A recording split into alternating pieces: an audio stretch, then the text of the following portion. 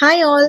నేను మీకు ఈరోజు మీ పిల్లలు బరువు పెరగటానికి అలానే తిన్న తర్వాత మీ పిల్లలు రాత్రంతా హాయిగా నిద్రపోవటానికి ఒక మంచి హెల్దీ రెసిపీ చెప్తాను. ఫస్ట్ మనం దానికి ఒక బౌల్ తీసుకొని దాంట్లో 2 టేబుల్ స్పూన్స్ అటుకులు వేసి బాగా వాష్ చేసిన తర్వాత నెక్స్ట్ మనం ఫ్రెష్ వాటర్ తీసుకొని ఒక హాఫ్ అన్ అవర్ సోక్ చేసి పక్కన పెట్టుకోవాలి. ఒకవేళ టైం లేకపోతే ఇమ్మీడియట్గా ప్రాసెస్లోకి వెళ్ళిపోవచ్చు.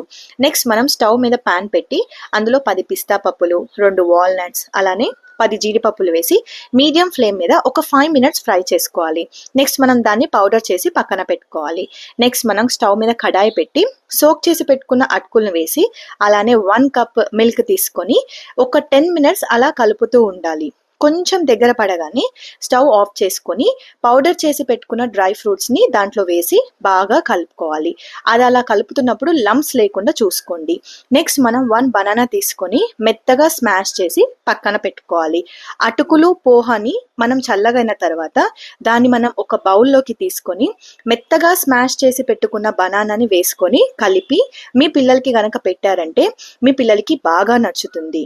ఇలాంటి మరెన్నో రెసిపీస్ కోసం నా ఛానల్ని ఒకసారి విజిట్ చేయండి.